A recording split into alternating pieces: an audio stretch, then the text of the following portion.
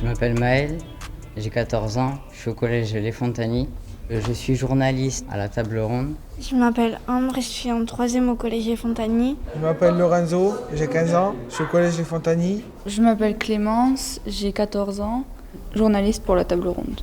Je m'appelle Maëlle, j'ai 14 ans, je suis en 3e au collège des Fontagny et je fais journaliste. Je m'appelle Mathieu, j'ai 14 ans, je suis au collège des Fontagny à Castelnaudary. Je m'appelle Lucas Gomez, j'ai 14 ans, je vais faire la GoPro. Je m'appelle Axel, j'ai 15 ans et à la table ronde, je serai caméraman. Je m'appelle Jesse, j'ai 14 ans, je suis au collège Les Fontagny en 3e.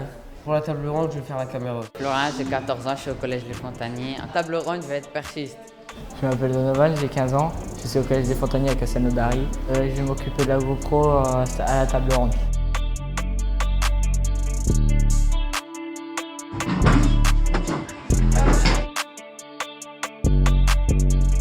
Bonjour à tous, merci d'avoir été répondu présent pour le tournage de la table ronde des métiers du transport et de la logistique. Mesdames, merci de votre présence au sein du collège des Fontagny. Merci de nous consacrer beaucoup de temps. Et je voudrais aussi remercier les jeunes pour leur sérieux et leur investissement. Pourquoi on a accepté cette proposition ?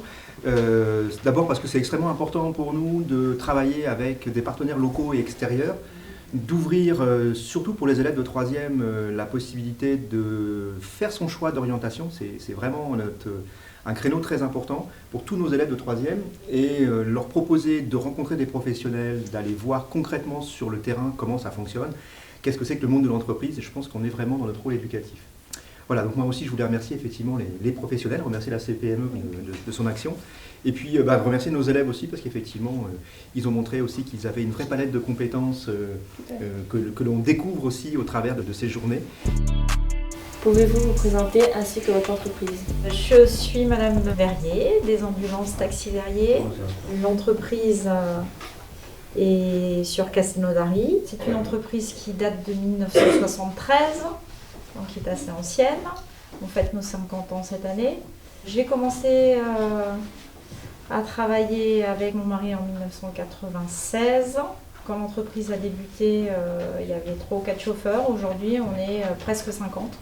On a une trentaine de véhicules. Je m'appelle Justine Ruiz, je suis responsable des transports Ruiz à Castelnaudary.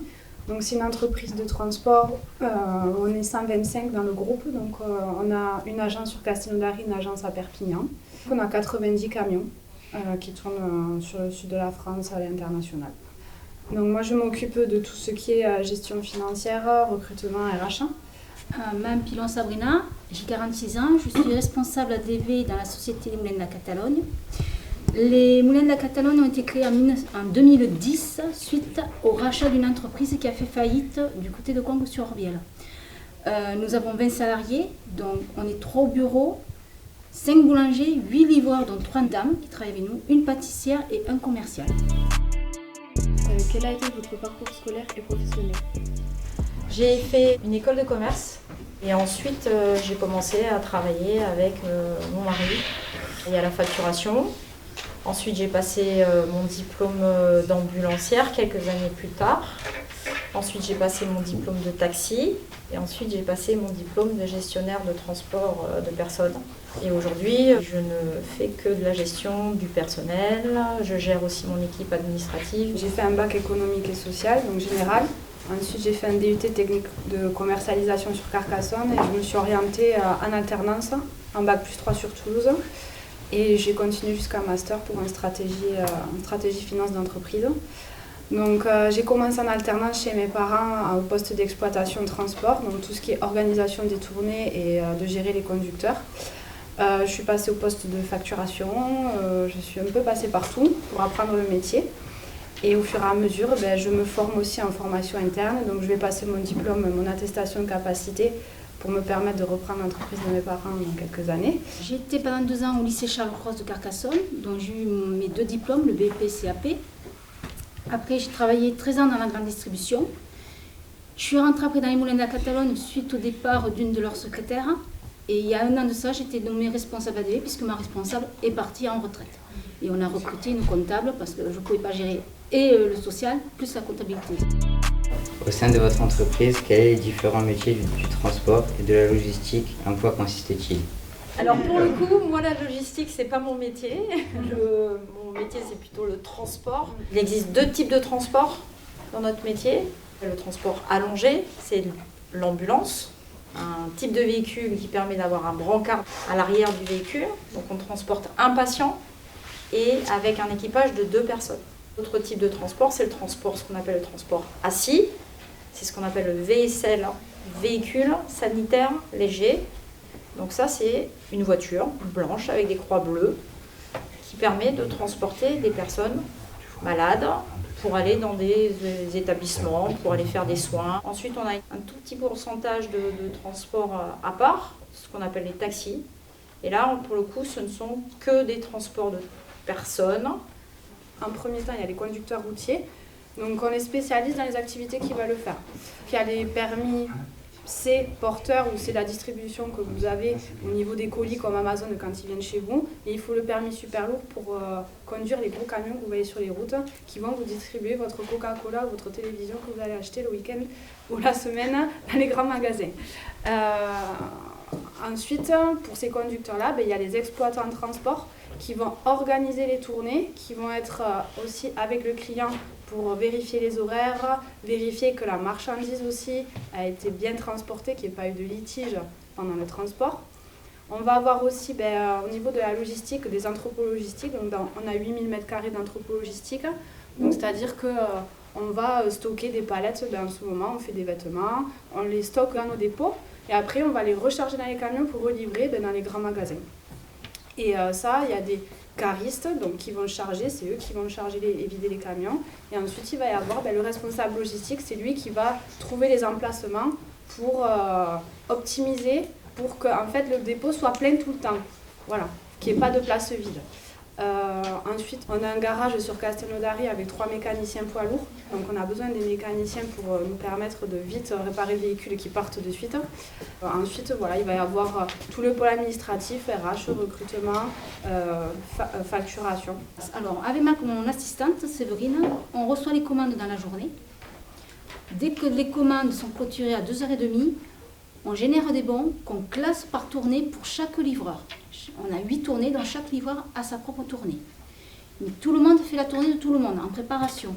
Ils chargent leur camion et ils s'en vont. Ils ont un temps à respecter de livraison, des heures à respecter et des lieux à respecter.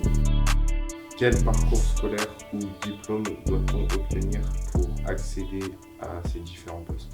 C'est les ambulanciers diplômés d'État, on appelle ça des DEA.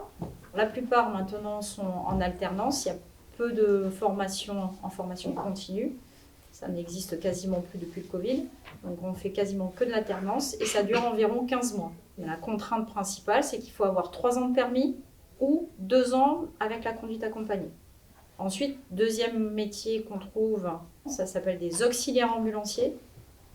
Donc c'est simplement une formation qui dure 2 semaines et demie, mais qui ne permet pas d'être chef de bord dans l'ambulance. Voilà. C'est généralement le tremplin vers le DEA. J'ai 3 apprentis en ce moment. Ce qu'on a mis en place chez nous, c'est qu'on a mis l'école dans l'entreprise. C'est-à-dire qu'il y a un CAP de conduite routière pendant 1 an en alternance. Donc vous pouvez passer un CAP pendant 1 an pour passer tous vos permis. Sinon, vous pouvez faire un BTS si vous n'avez pas le permis, vous avez moins de 18 ans. Vous pouvez faire un CAP sur 2 ans. Il y a plusieurs possibilités. Ensuite, pour être exploitant de transport, donc il faut quand même un bac+2. On peut le faire en alternance aussi, c'est mieux. Donc moi j'ai eu des petits jeunes en alternance qui ont passé les diplômes.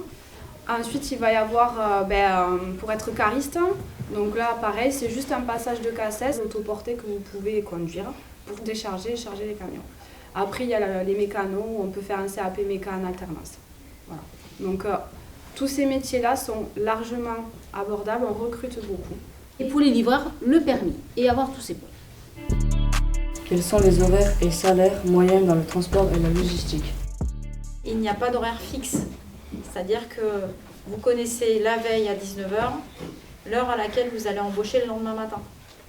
Vous allez recevoir un SMS sur votre portable en vous disant voilà, la prise en charge de votre premier patient va être à 6h du matin. Vous allez savoir à quelle heure vous allez commencer et vous ne saurez que le jour même l'heure à laquelle vous allez finir. Donc tout aussi bien, vous finirez, si vous avez commencé à 6h du matin, vous finirez à midi. Mais s'il y a beaucoup de travail, vous pouvez finir à 16h. En moyenne, la journée d'un ambulancier, elle est dans les 10 heures de présence. Quant au salaire, si on est diplômé avec les heures sup, à la fin du mois, vous pouvez toucher dans les 1900-2000 euros. Et pour un non-diplômé, c'est-à-dire un auxiliaire ambulancier, c'est le SMIC horaire aujourd'hui. Le taux horaire, c'est le SMIC. Et ça veut dire qu'en net, avec les heures sup, on est dans les 1500, 1600 euros. Au niveau des conducteurs, on a deux catégories de conducteurs. On a ceux qui partent la semaine, qui ne rentrent pas chez eux le soir. Et on a la catégorie des zones courtes, où ils rentrent tous les jours chez eux le soir. Donc c'est deux coefficients différents. Donc les personnes qui rentrent chez eux le soir, donc les horaires, c'est à peu près du 5h30, 6h, ils reviennent à 16h le soir. Ils vont toucher 1800 euros, 2100 euros net par mois. Sachant que nous, dans le transport routier de marchandises, les heures sup sont défiscalisées et ils ont dans ce salaire-là les frais. Donc ils ont le repas de midi payé qui sont aussi défiscalisés.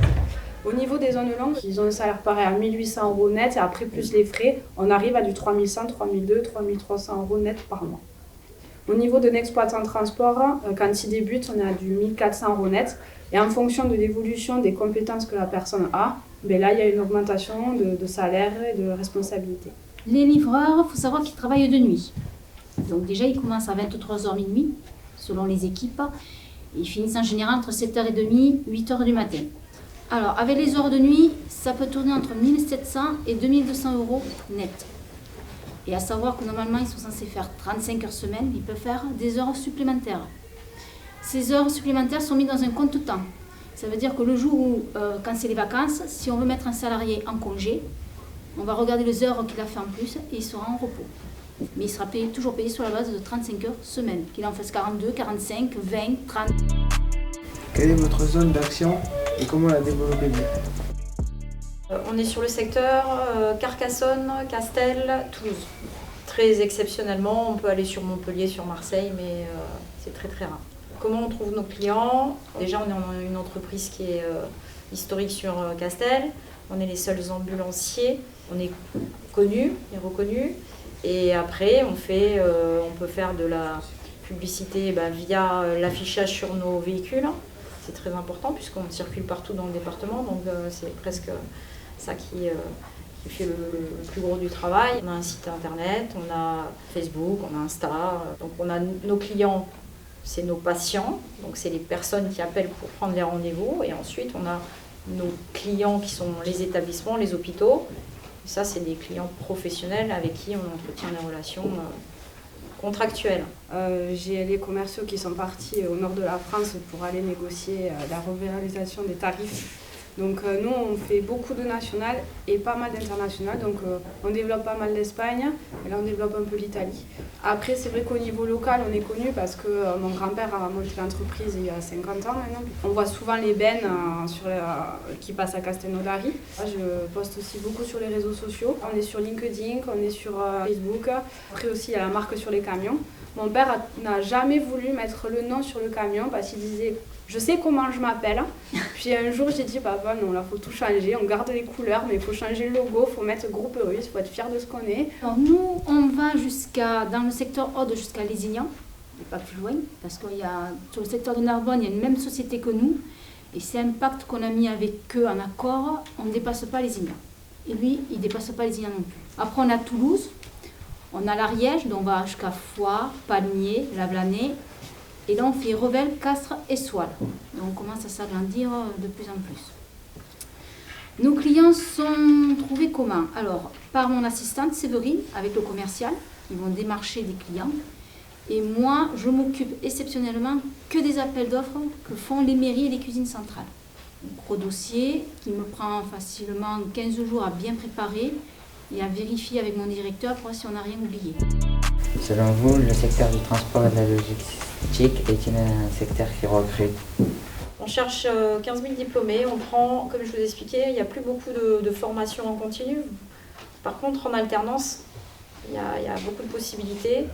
C'est assez accessible. Aujourd'hui, nous, on a 3 alternants, mais c'est pas facile de trouver aussi des jeunes qui sont motivés pour faire ce métier. Mais c'est un beau métier. Dans le secteur du transport, chez nous, pareil, on recrute beaucoup parce qu'il y a beaucoup de pénurie de conducteurs routiers. Nous, on est toujours à la recherche de livreurs. Tout à l'heure, j'en reçois 3, que j'ai appelé lundi. Hier, j'en ai reçu 4. Sur les 4, il y en a un à qui j'ai proposé un CDI qui a commencé cette nuit. Mais c'est vrai qu'on a vraiment du mal à trouver du personnel qui veut travailler. C'est de nuit, c'est sûr que c'est pas le même rythme de vie. Il faut se lever un peu plus de bonne heure, il faut dormir l'après-midi ou le matin. Ça chamboule une vie de famille. Quelle est la place de la femme dans ce secteur? Aujourd'hui, je suis à 27% de femmes. On est tout à fait ouvert. Un de mes alternants aujourd'hui, c'est une alternante. Le problème principal, ce sont les horaires variables qui sont contraignants par rapport aux charges de famille. La mise en place de la garde des enfants, c'est le principal problème. Voilà, on a les brancards qui sont électriques, etc. Donc c'est pas une question de port de charge, ni de pénibilité. J'ai très peu de femmes, de conductrices routières. Donc avec la région, on a mis en place avec Castelnaudary l'engagement au féminin. Donc on fait des recrutements, donc je fais des sessions spécialisées que pour les femmes en entreprise pour expliquer tous les métiers qui existent. Donc grâce à ça, on a pu payer les permis à des femmes à qui on a embauché maintenant et qui travaillent chez nous. Mais par contre, à l'exploitation et dans les bureaux, j'ai moitié-moitié quoi. Donc ça veut dire que c'est des filles qui vont gérer une trentaine de conducteurs. Nous avons quand même 3 livreuses dans l'équipe, parmi 5 hommes. Ça se passe très bien, il n'y a aucune difficulté là-dessus. Même Brahim, qui est le chef d'équipe, est très content de travailler avec elle. Parce que comme il dit, elles sont moins bornées que les gars. On se déplace parce qu'on a envie que les jeunes soient motivés pour faire nos métiers. Parce qu'aujourd'hui, on galère tellement à trouver des gens qui ont, même pas les compétences, mais l'envie de travailler, l'envie de venir. De leur montrer que nous, professionnels ou patrons, on peut être à leur disposition pour leur expliquer les métiers, les prendre en stage. Et puis le fait de faire des stages aussi, ça aide énormément. Parce qu'ils peuvent voir tout, on leur montre de tout. Moi, quand je prends une stagiaire en secrétariat, elle sait d'office déjà d'avance, elle ne va pas rester dans un bureau. Elle va m'aider à faire de l'emballage, elle va aider à faire de la préparation de commandes. Shanice, qui a été avec nous, elle a fait de tout. Je vous le dis, elle m'a expantée.